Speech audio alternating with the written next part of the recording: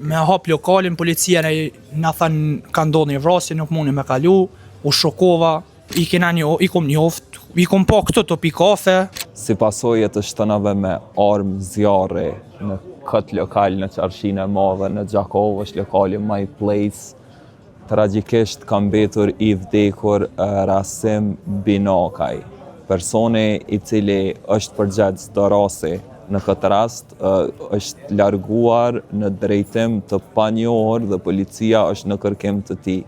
Thuhet se vrasja ka ndodhur rreth orës 5:20 të mëngjesit për shkak të një mosmarrveshjeje të qastit. Në bazë të asaj çka na thonë njerëzit përreth, lokalet përreth, pronarët e lokaleve përreth, jo zyrtarisht, jashtë kamerave, dyshja realisht ka qenë duke bashkëbiseduar në mënyrë miqësore gjatë orëve të mëhershme, derisa tensionet kanë kulmuar orë më vonë, duke përfunduar eventualisht me vdekjen tragjike të tashmë të konfirmuar të Rasim Binakajt. Okej, ngjit me lokalin My Place ku ka ndodhur vrasja, është edhe ky biznes barbershop.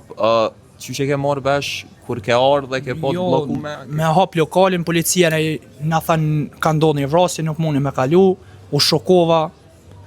Nuk na ra mirë me një fjalë, se ngjit me lokal, mjeshteret ton, mjeshteret tina, na ra shokuese shumë rasti. Jo i keni njoft të dy? I kom njoft, i kom pa këto topi kafe, një përshëndetje thjesht që përshëndesin gjithë njëri tjetrin, përshëndetje, im shoku me një fjalë. Jemi këtu me zotin Sheremet Elezaj, zëdhënës i policisë në komunën e Gjakovës. Zoti Elezaj, a mundesh me na jap detaje rreth rastit tragjik të sotëm që ndodhi në lokalin My Place në Qarshinë e Madhe?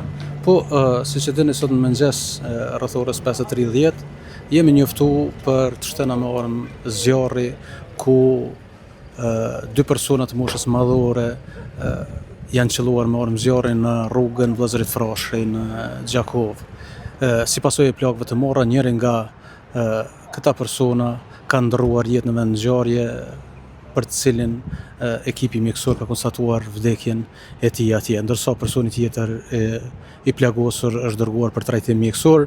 Nga informatat që kemi nga personeli mjekësor, ai është jashtë rrezikut për jetë.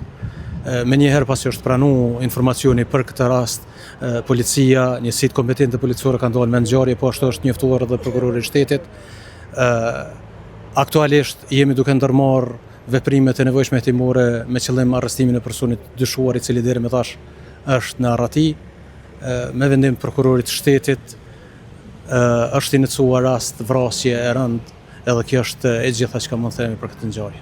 A di janë motivet e vrasjes? Në këtë fazë të hetimeve mbesim të rezervuar sa i përket edhe motiveve, edhe rrethonave, po edhe detajeve tjera shtesë sa i përket këtij rasti, për arsye se duke qenë këtë fazë të hetimeve, domethënë duke qenë fazën fillestare të hetimeve, jemi domethënë proces të verifikimit të informatave, dëshmive të cilat janë marrë deri më tash.